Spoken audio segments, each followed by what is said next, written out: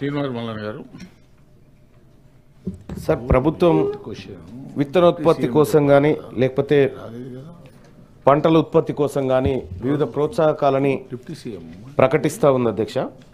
అయితే ఇక్కడ ఒకసారి పంటల వైపు మనం ఎంత ప్రోత్సహిస్తున్నప్పటికీ కూడా రెండో వైపు కూరగాయలకు సంబంధించినటువంటి విషయంలో తెలంగాణ రాష్ట్రం ఇతర రాష్ట్రాల పైన ఆధారపడాల్సి వస్తుంది అధ్యక్ష.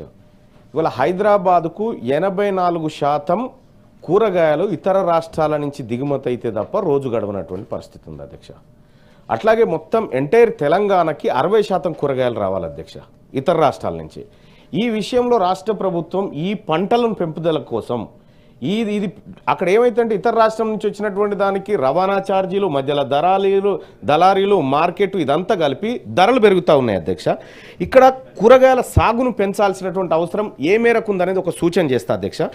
కర్ణాటకలో మొత్తం సాగు 2,27,00,000 ఎకరాలు అయితే 67 లక్షల ఎకరాలు అక్కడ ఉద్యాన పంటలు పండిస్తూ ఉన్నారు అధ్యక్ష. మహారాష్ట్రలో 2,42,00,000 మొత్తం సాగు అయితే 57 లక్షలు అక్కడ పండిస్తూ ఉన్నారు అధ్యక్ష.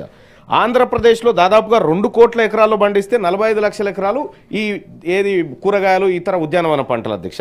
ఛత్తీస్గఢ్లో 82 లక్షలు పండిస్తే 19 లక్షలు కూరగాయల కోసం. కానీ తెలంగాణలో 1,93,00,000 సాగుబాటు చేస్తూ ఉంటే అందులో కేవలం 12 లక్షల ఎకరాలు మాత్రమే మనం చేస్తూ ఉన్నాం అధ్యక్ష. తద్వారా మనం ఇతర రాష్ట్రాల మీద ఆధారపడడం, కూరగాయల ధరలు పెరగడం, అది వినియోగదారులకు భారంగా మారడం, మనం బయట ఎన్ని ప్రోత్సాహకాలు ఇచ్చినప్పటికీ కూడా ఈ పరిస్థితి అయితే ఉంది. కాబట్టి రాష్ట్ర ప్రభుత్వం ఈ ఉద్యాన పంటల కోసం ఇవాళ మనం విత్తనోత్పత్తి గురించి ప్రోత్సాహాలు మాట్లాడుతున్నాం సార్.